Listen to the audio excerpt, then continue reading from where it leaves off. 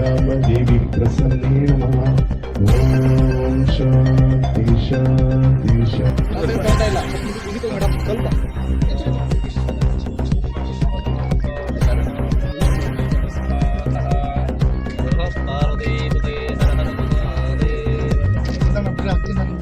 विश्वकर्मा भगवान की जय। विश्वकर्मा भगवान की जय। विश्वकर्मा भगवान की जय। स्वामी जी की जय।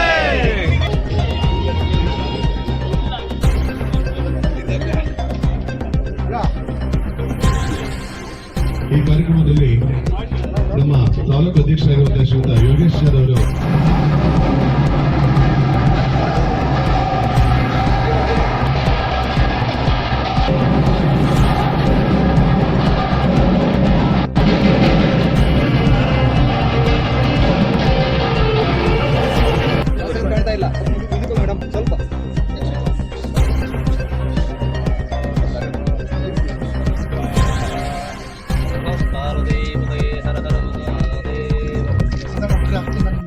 विश्वकर्मा भगवान की जय। विश्वकर्मा भगवान की जय। विश्वकर्मा भगवान की जय। स्वामी जी की जय।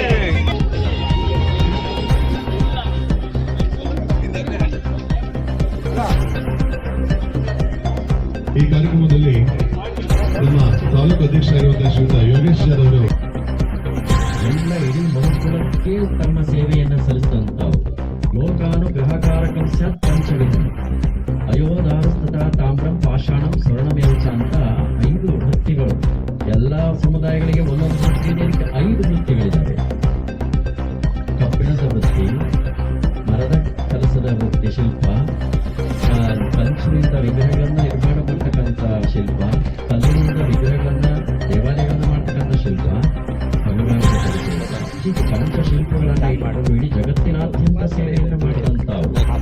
ಒಂದು ಸಮುದಾಯಕ್ಕಾಗಿ ಮಾಡಲಿಲ್ಲ, ಹಿಂದೂಗಳಿಗಾಗಿ ಬೇಕಾದಂತ ಗುಡಿಗೋಪುರಗಳು, ಮಠ ಮಂದಿರಗಳು, ಅರಮನೆಗಳು ಇತ್ಯಾದಿಗಳನ್ನು ಕಟ್ಟಿದ್ರೆ, ಜೈನರಿಗೆ ಬೇಕಾದಂತ ಶ್ರವಣ ಬೆಳಗೊಳದಲ್ಲಿರ್ತಕ್ಕಂಥ ಭವ್ಯವಾಗಿರ್ತಕ್ಕಂಥ ಗೊಮ್ಮಟೇಶ್ವರನಂತ ವಿಗ್ರಹ, ಮಸೀದಿಗಳು, ಮಸದಿಗಳು, ಅದ್ರ ಜೊತೆಯಲ್ಲಿ ನಮ್ಮ ಇಸ್ಲಾಂ ಧರ್ಮೀಯರಿಗೆ ಬೇಕಾದಂತ ಅನೇಕ ದರ್ಗಾಗಳು, ನಾವು ಆಗ್ರಾದಲ್ಲಿ ನೋಡ್ತಕ್ಕಂಥ ತಾಜ್ ಮಹಲ್ ಅಂತ ಸುಂದರ ತಾಜ್ ಮಹಲ್ ಅಷ್ಟೇ ಅಲ್ಲ ಬಂಧುಗಳೇ, ನಮ್ಮ ಮೈಸೂರಿನ ಪಕ್ಕದಲ್ಲೇ ಇರ್ತಕ್ಕಂಥ ಶ್ರೀರಂಗಪಟ್ಟಣದಲ್ಲಿರ್ತಕ್ಕಂಥ ಟಿಪ್ಪು ಸುಲ್ತಾನನ ದರ್ಗಾದಂಥ ಸುಂದರ ದರ್ಗಾಗಳನ್ನು ಕೂಡ ಇವರೇ ಮಾಡಿದಂಥವು.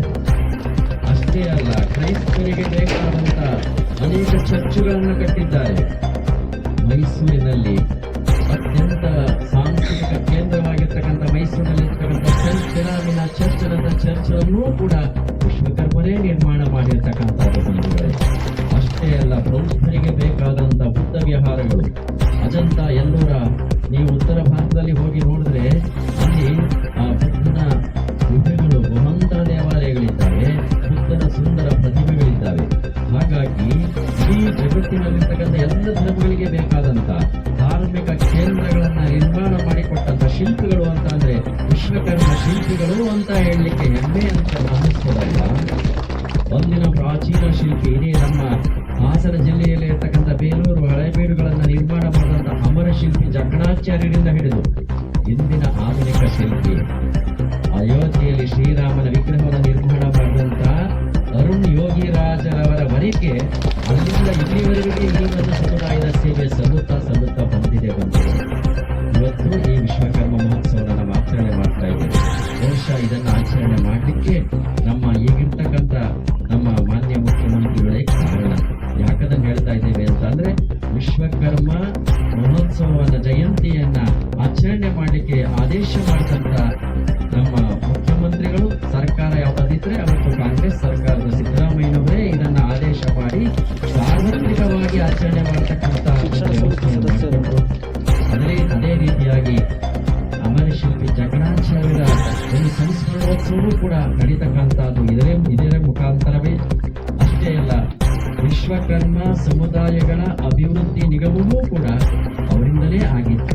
ಇಷ್ಟನ್ನು ಕೂಡ ನಾವು ಇಲ್ಲಿ ಸ್ಮರಿಸಬೇಕಾಗ್ತದೆ ಬಂಧುಗಳೇ. ಹಾಗಾಗಿ ಎಲ್ಲಕ್ಕಿಂತ ಹೆಚ್ಚಾಗಿ ನಮ್ಮ ಶಾಸಕರು ಶಿವಲಿಂಗೇಗೌಡರವರು ಸಣ್ಣ ಪುಟ್ಟ ಸಮಾಜಗಳ ಮೇಲೆ ಅಷ್ಟೇ ಅಲ್ಲ, ಅವರು ಇರ್ತಕ್ಕಂಥ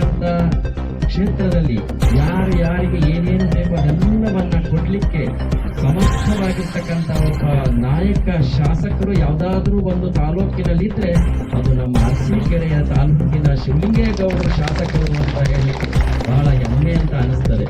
ಒಂದೇ ಒಂದು ಮಾತು ಹೇಳಿ ನಮ್ಮ ಆಶ್ವಾಸನೆ ಮುಗಿಸುತ್ತದೆ. ರಾಜಕೀಯ ಹೇಗಿರುತ್ತೆ ಅಂತಕ್ಕಂಥದ್ದನ್ನ ಗಾಂಧೀಜಿಯವರು 7 ಸಾಮಾಜಿಕ ಸಪ್ತ ಆಘಾತಗಳನ್ನು ಹೇಳ್ತಾರೆ ಬಂಧುಗಳು.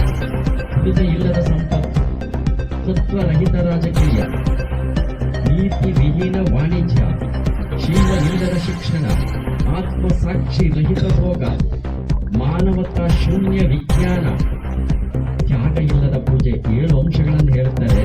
ಅದನ್ನೆಲ್ಲ ನಾವು ಹೇಳಲಿಕ್ಕೆ ಹೋಗುವುದಿಲ್ಲ. ತತ್ವರಹಿತ ರಾಜಕೀಯ ಸಮಾಜದ ಮೇಲೆ ಹೇಗಿರುತ್ತೆ? ತತ್ವರಹಿತ ರಾಜಕೀಯ, ತತ್ವ ಸಹಿತ ರಾಜಕೀಯ ಹೇಗೆ? ಇವತ್ತು ಈ ತಾಲೂಕಿನಲ್ಲಿ ಪ್ರತಿಯೊಂದು ಸಮುದಾಯವೂ ಕೂಡ ಇವರನ್ನ ಜ್ಞಾಪಿಸ್ಕೊಳ್ತಾ ಇದೆಯಲ್ಲ, ನಮ್ಮ ಶಾಸಕರನ್ನ. ಅವರು ಕೊಟ್ಟ ಪ್ರದೇಶಗಳಿಂದ ನಾವೇನೋ ಒಂದು ಮನೆಯನ್ನು ಮಾಡಿಕೊಂಡು ಸಮಾಜದ ಸಂಘಟನೆ ಮಾಡ್ತಾ ಇದ್ದೇವೆ ಅಂತ ಹೊರಟಿದ್ದಾರಲ್ಲ, ಅಂತ ರಾಜಕೀಯ ಹೇಗಿರುತ್ತೆ ಗೊತ್ತಾ? ತತ್ವ ಸಹಿತ ರಾಜಕೀಯ, ತತ್ವರಹಿತ ರಾಜಕೀಯ. ಎಲ್ಲೋ ಬಿಸಿಲಲ್ಲಿ ನಡ್ಕೊಂಡು ಹೋಗ್ತಾ ಇದ್ದೇವೆ, ಬೇಕು ಅನಿಸುತ್ತೆ. ಯಾವುದೋ ಒಂದು ಮರದಲ್ಲಿ ಹೋಗಿ ನಿಂತ್ಬಿಟ್ಟು ಅಂತ ಇಟ್ಕೊಳ್ಳಿ. ಬಿಸಿಲು ಬಹಳ ಇದೆ, ನೆರಳು ಸಿಗುತ್ತೆ ಅಂತ ಹೋಗಿ ನಿಂತಿರ್ತೇವೆ. ಬೇಲ್ ನೋಡಿದ್ರೆ ಒಂದೆಲೆ ಇಲ್ಲ, ಜಾಲಿ ಮರ. ಕೆಳಗೆ ನೋಡಿದ್ರೆ ಮುಳ್ಳು, ಕಾಲು ಮುಳ್ಳು ಚುತ್ತಾ ಇದೆ, ಮೇಲೆ ನೆರಳಿಗೆ ಎಲೆ ಇಲ್ಲ. ಅಯ್ಯೋ ಇದು ಬೇಡ, ಮುಂದೆ ಹೋಗೋಣ ಅಂತ 1-2 ಹೆಜ್ಜೆ ಮುಂದೆ ಹಾಕಿ ಹೋಗಿ ನೋಡಿದಾಗ ಅಲ್ಲೊಂದು ಸೋಂಪಾಗಿ ಬೆಳೆದಿರ್ತಕ್ಕಂಥ ಒಂದು ಹೊಂಗೆ ಮರ ಸಿಕ್ತು ಅಂತ ಇಟ್ಕೊಳ್ಳಿ. ಅದ್ರ ಕೆಳಗೆ ಹೋಗಿ ನಿಂತುಕೊಂಡ್ರೆ ಆನಂದ ಆಗ್ತದಲ್ವಾ? ಯಾಕದನ್ನು ಹೇಳ್ತಾ ಇದ್ದೇವೆ ಅಂತಂದ್ರೆ, ಅಂತ ಸೋಂಪಾಗಿ ಬೆಳೆದಂತ ಹೊಂಗೆ ಮರದ ಕೆಳಗಿನ ಅನುಭವವೇ ತತ್ವ ಸಹಿತ ರಾಜಕೀಯ. ಅಂತಹ ನೆರಳೆ ನಮ್ಮ ಶಿವಲಿಂಗೇಗೌಡ ಅವರ ಆಶ್ರಯ ಅಂತ ಹೇಳಿ ಬಹಳ ಸಂತೋಷ ಆಗುತ್ತದೆ. ಹಾಗಾಗಿ ಇವತ್ತು ಬಹಳಷ್ಟು ಜನ ವಾಗ್ದಾನವನ್ನ ಮಾಡಿದ್ದಾರೆ. ನಮ್ಮ ದೈವಜ್ಞ ಬ್ರಾಹ್ಮಣ ಸಮಾಜದ ಮಂಜುನಾಥ್ರವರು, ಆಮೇಲಿಂದ ನಮ್ಮ ಶಮೀಮುಲ್ಲಾಖನವರು, ಅವರು ನಮ್ಮ ವಾಗ್ದಾನ ಮಾಡಿದ್ರು. ನಮ್ಮ ಕರ್ನಾಟಕದ ಅವರು ಜಿಲ್ಲಾ ಬೆಳಿಗ್ಗೆ ಅಧ್ಯಕ್ಷರು ಅರುಣ್ ಕುಮಾರ್ ಅವರು ಎಲ್ಲ ವಾಗ್ದಾನ ಮಾಡಿದ್ದಾರೆ. ಒಂದು ವೇಳೆ ನಾವು ಹೇಳ್ತಕ್ಕಂಥದ್ದಿಷ್ಟೇ, ಎಲ್ಲರೂ ಇಷ್ಟೊಂದು ಸಹಕಾರ ಕೊಡ್ತಾ ಇರುವಾಗ ನಾವು ಕೂಡ ಕೈ ಜೋಡಿಸ್ಬೇಕು. ಪ್ರತಿಯೊಬ್ಬರು ಅದನ್ನ ಮನಗೂಡಿಸ್ಕೊಳ್ಬೇಕು. ನಮ್ಮ ಮನೆಯಲ್ಲಿ ಏನಾದ್ರೂ ಮನೆ ಒಂದು ಕಡೆ ಮುರಿದು ಬೀಳ್ತಾ ಇದ್ರೆ ಸುಮ್ಮನೆ ಕುತ್ಕೊಂಡಿದ್ದೀವ? ಏನಾದ್ರೂ ಕಷ್ಟಪಟ್ಟು ಮನೆಯನ್ನ ಪೂರ್ಣ ಮಾಡ್ಕೊಳ್ಬೇಕು ಅಂತೇವೆ. ಮನೆಯಲ್ಲಿ ಏನಾದ್ರೂ ಅನಾರೋಗ್ಯ ಬಂದ್ರೆ ಏನಾದ್ರೂ ಕಷ್ಟಪಟ್ಟು ಮಾಡಿ ಆರೋಗ್ಯವಂತರನ್ನಾಗಿ ಮಾಡ್ಕೊಳ್ಬೇಕು ಅಂತ ಅಮ್ಮ ಅಪ್ಪ ಮಕ್ಕಳನ್ನ ಜೋಪಾನ ಮಾಡ್ತೇವೆ. ಮನೆಯಲ್ಲಿ ಮದುವೆ ಬಂತು ಅಂತಂದ್ರೆ ಏನಾದ್ರು ಸಾಲ ಸೋಲ ಮಾಡಿ ಮದುವೆ ಮಾಡ್ತೇವೆ. ಹಾಗೆ ನಮ್ಮ ಗೃಹದಲ್ಲಿ ಹೇಗೆ ನಮ್ಮ ಕ್ಷೇಮವನ್ನು ನೋಡ್ಕೊಳ್ತೇವೋ, ಸಮುದಾಯದ ಕ್ಷೇಮವನ್ನೂ ಕೂಡ ನೋಡ್ಕೊಳ್ತಕ್ಕಂಥದ್ದು ನಮ್ಮೆಲ್ಲರ ಕರ್ತವ್ಯ. ಹಾಗಾಗಿ ಬಂಧುಗಳೇ, ಇಷ್ಟೊಂದು ಜನ ಇದ್ದೀರಿ. ಇವತ್ತಿನ ದಿನಗಳಲ್ಲಿ ಯಾರಿಗೆ ಏನು ಕೊರತೆ ಇಲ್ಲ, ದೇವರು ಚೆನ್ನಾಗಿ ಕೊಟ್ಟಿದ್ದಾರೆ. ಸ್ವಲ್ಪ ಮನಸ್ಸು ಮಾಡಿ ನಾವೆಲ್ಲರೂ ಕೂಡ, ಅವರೇನು ಲಕ್ಷಾಂತರ ಹೇಳಿದ್ರು, ಲಕ್ಷಾಂತರ ಕೊಡುವವರು ಈಗ ಕೊಡ್ತಿದ್ದೀರಿ, ಏನಿಲ್ಲ ಅಂತಲ್ಲ, ನಮ್ಗೆ ಗೊತ್ತಿದೆ. ನೀವು ಕೂಡ ಮನಸ್ಸು ಮಾಡಬೇಕು. ನಿಮ್ಮ ಶಕ್ತಿಯಾನುಸಾರ ನಂದೇನಾದ್ರೂ ಒಂದು ಸೇವೆ ಇಲ್ಲಿರ್ಲಿ ಅಂತಕ್ಕಂಥ ಭಾವದಿಂದ ಪ್ರತಿಯೊಬ್ಬರೂ ಕೂಡ ಮಾಡಿ, ಮುಂದಿನ ದಿನಗಳಲ್ಲಿ ಅದೇ ಭವನದಲ್ಲಿ ಇದೇ ಶಾಸಕರ ಮತ್ತೆ ಎಲ್ಲ ಪದಾಧಿಕಾರಿಗಳ ಸಮಕ್ಷಮದಲ್ಲಿ ಅದನ್ನು ಭವ್ಯವಾಗಿ ಉದ್ಘಾಟನೆ ಮಾಡ್ತಕ್ಕಂಥ ಒಂದು ಅನುಗ್ರಹ ಆ ವಿಶ್ವಕರ್ಮ ನೀಡಲಿ ಅಂತಕ್ಕಂಥದ್ದಾಗಿ ನೀವೆಲ್ಲರೂ ಅಂತ ಮನಸ್ಸು ಮಾಡ್ತೀರಿ ಅಂತಕ್ಕಂಥದ್ದಾಗಿ ಪ್ರಾರ್ಥಿಸಿ ಅನುಸರಣೆ ಮಾಡಿ ಮಾತು ಮುಗಿಸುತ್ತೇವೆ. ಇಂದ ನಡಿಬೇಕಾದಂತ ಜಯಂತಿ. ಇಂಥ ಸಣ್ಣ ಪುಟ್ಟ ಸಮಾಜಗಳಿಗೆ ಇತಿಹಾಸವನ್ನ ಕೊಡಬೇಕು ಅಂತೇಳಿ ಇವರು ಸಮಾಜದ ಮಿಂಚುಳಿನಲ್ಲಿ ಬರಬೇಕು. ಇವರ ಸಮಾಜದ ಇತಿಹಾಸ ಕೂಡ ಎಲ್ಲರಿಗೆ ಗೊತ್ತಾಗಬೇಕು ಸಾರ್ವಜನಿಕವಾಗಿ ಅಂತೇಳಿ ಈ ಸಣ್ಣ ಪುಟ್ಟ ಎಲ್ಲ ಸಮಾಜಗಳನ್ನು 12ನೇ ಶತಮಾನದಲ್ಲಿ ಬಸವಣ್ಣವರು ಯಾವ ರೀತಿ ಎಲ್ಲ ಸಮಾಜಗಳನ್ನ ಸೇರಿಸಿ, ಸಮಾಜದ ದಾರ್ಶನಿಕರನ್ನು ಸೇರಿಸಿ, ಅನುಭವಿಗಳನ್ನ ಸೇರಿಸಿ, ತತ್ವಜ್ಞಾನಿಗಳನ್ನ ಸೇರಿಸಿ ಏನು ಒಂದು ಅನುಭವ ಮಂಟಪವನ್ನು ಕಟ್ಟಿದ್ರು. ಅದರ ಆಧಾರದ ಮೇಲೆ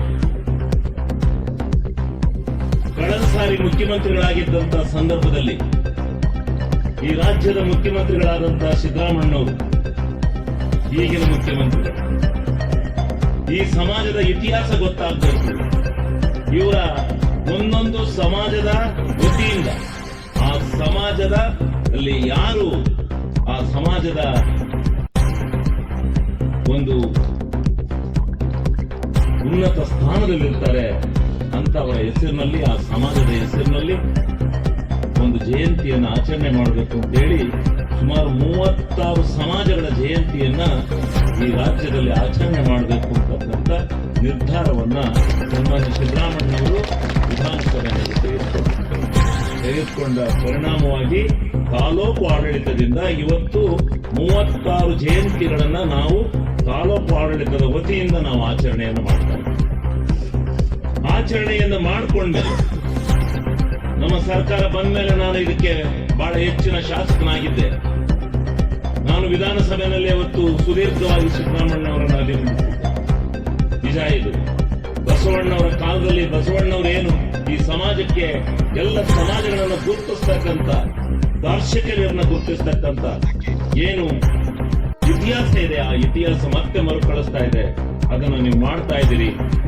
ಎಲ್ಲ ಸಮಾಜಗಳ ದಾರ್ಶನಿಕ ಪ್ರತಿಯೊಂದು ಸಮಾಜ ಜಯಂತಿಗಳನ್ನು ಮಾಡಬೇಕು.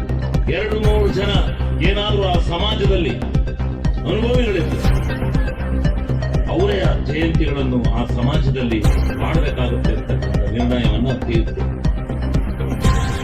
ತೆಗೆದುಕೊಂಡ ಪರಿಣಾಮ ತಾಲೂಕು ಆಡಳಿತಕ್ಕೆ ಬಂದ ಮೇಲೆ ನಾನು ಇದನ್ನ ಬಹಳ ವ್ಯವಸ್ಥಿತವಾಗಿ ಮಾಡಬೇಕು ಅಂತಕ್ಕಂಥ ನಿರ್ಣಯವನ್ನು ನಾನು ತೆಗೆದುಕೊಂಡು ಈ ಜಯಂತಿಯನ್ನು ಆಚರಣೆ ಮಾಡತಕ್ಕಂಥ ಸಂದರ್ಭದಲ್ಲಿ ಅವರು ಬೇಕಾದ್ರೆ ತಾಲೂಕು ಆಡಳಿತದಲ್ಲಿ ಒಂದು ಸಮುದಾಯ ಭವನವನ್ನೇ ಕಟ್ಟಿ ಆಚರಣೆ ಮಾಡಲಿಕ್ಕೆ ಜಾಗ ಇರಬೇಕು. ಆ ಭವನವನ್ನ ಕಟ್ಟಿ ಆ ಭವನದಲ್ಲಿ ಪ್ರತಿಯೊಂದು ಸಮಾಜದ ವ್ಯಕ್ತಿಗಳು ಅಲ್ಲಿ ಬರಬೇಕು. ಇಲ್ಲ ಆ ಸಮಾಜ ಈ ರೀತಿ ನಾವು ಹೊರಕ್ಕೆ ಹೋಗಿ ತಾಲೂಕು ಆಫೀಸನ್ನು ಬಿಟ್ಟು ಹೊರಗಡೆ ಮಾಡ್ತೀವಿ ಅಂತ ಹೇಳಿ ಅವ್ರು ಇಚ್ಛೆ ಪಟ್ರೆ ಅವ್ರಿಗೂ ನಾವು ಅನುಮತಿಯನ್ನು ಕೊಟ್ಟಿದ್ದೀವಿ. ಅದೇ ರೀತಿ ನಾವು ಪ್ರಥಮವಾಗಿ ಇದಾದಾಗ ಈ ಜಯಂತಿಯನ್ನು ಆಚರಣೆ ಮಾಡಬೇಕು ಅಂದಾಗ ಎಲ್ಲ ಸಮಾಜದವರು ಬೀದಿ ಮೇಲೆ ಮೆರವಣಿಗೆ ಬಂದು ಈ ಜಯಂತಿಗಳನ್ನ ಆಚರಣೆ ಮಾಡತಕ್ಕಂತ ಪ್ರವೃತ್ತಿಯನ್ನು ಬೆಳೆಸಿಕೊಂಡು ನಾವು ಇದ್ದೇವೆ, ಈ ಸಮಾಜದಲ್ಲಿ ನಾವು ಬದುಕಿದ್ದೇವೆ, ನಾವು ಇದ್ದೇವೆ, ನಮ್ಮ ಸಮಾಜವೂ ಕೂಡ ಶ್ರೇಷ್ಠ ಅಂತಕ್ಕಂಥದ್ದನ್ನ ತೋರಿಸ್ತಕ್ಕಂಥ ನಿಟ್ಟಿನಲ್ಲಿ ನಮ್ಮ ಬಹಳ ಮೇಧಾವಿಗಳು ಇವತ್ತು ಇದ್ದಾರೆ.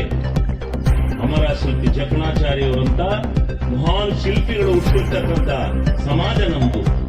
ಆ ಸಮಾಜದಲ್ಲಿ ನಾವು ಹುಟ್ಟಿದ್ದೇವೆ ಅಂತಕ್ಕಂಥ ಈ ವಿಶ್ವಕರ್ಮ ಸಮಾಜಕ್ಕೆ ತನ್ನದೇ ಆಗಿರ್ತಕ್ಕಂಥ ಇತಿಹಾಸ ಇದೆ, ತನ್ನದೇ ಆಗಿರ್ತಕ್ಕಂಥ ಸ್ಥಾನಮಾನ.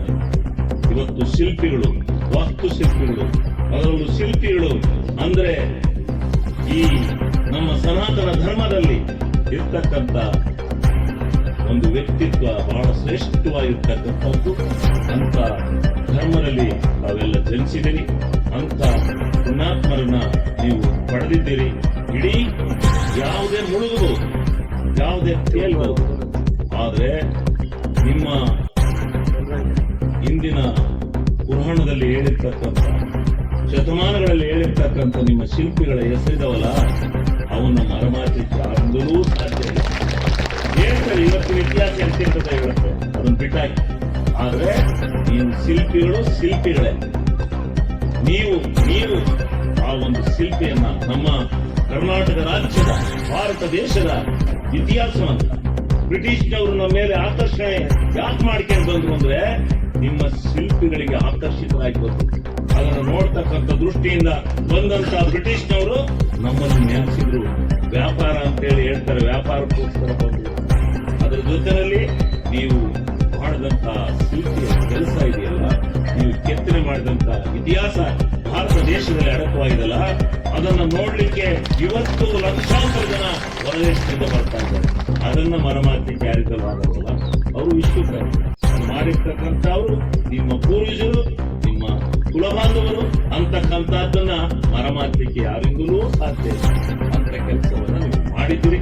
ಅಂತ ಒಂದು ವಂಶದಲ್ಲಿ ನಾವು ಹುಟ್ಟಿದ್ದೇವೆ ಅಂತಕ್ಕಂಥ ಹೆಗ್ಗಳಿಕೆ ನಿಮಗಿದೆ. ಇವತ್ತು ವೈಜ್ಞಾನಿಕತೆ ಬೆಳೆದಂತೆ ನಿಮ್ಮ ವಾಸ್ತುಶಿಲ್ಪ ಕಲತೆಗೆ ಸ್ವಲ್ಪ ಮಾನ್ಯತೆ ಸಿಗದೇ ಇರ್ಬೋದು. ಅದು ಸಿಗ್ತಾ ಇದೆ. ಯಾವ ರೀತಿ ಸಿಗ್ತಾ ಇದೆ ಅಂದ್ರೆ ಅದು ವ್ಯಾಪಾರೀಕರಣ ಆಗೋಗಿದೆ. ಆ ದೃಷ್ಟಿನಲ್ಲಿ ಇಲ್ಲದೆ ಇದ್ರೂ ನಿಮ್ಮ ಪೂರ್ವಜರ ಇತಿಹಾಸ ಇದೆಯಲ್ಲ, ಇದು ಯಾರೂ ಮರೀಲಿಕ್ಕೆ ಸಾಧ್ಯ ಇಲ್ಲ. ಆ ರೀತಿ ನಿಮ್ಮ ಒಂದು ಸಮಾಜ ಈ ನಾಡಿನಲ್ಲಿ, ಈ ದೇಶದ ಇತಿಹಾಸದಲ್ಲಿ ಬೆಳಗಿದೆ ಅಂತಕ್ಕಂಥದ್ದನ್ನ ನಾನು ಈ ಸಂದರ್ಭದಲ್ಲಿ ಹೇಳಲಿಕ್ಕೆ ಬಯಸಿ, ನಮ್ಮ ಪರಮ ಪೂಜ್ಯರು ಬಹಳ ಸಾರಿಯಿಂದ ಬರ್ತಾ ಇದ್ದಾರೆ.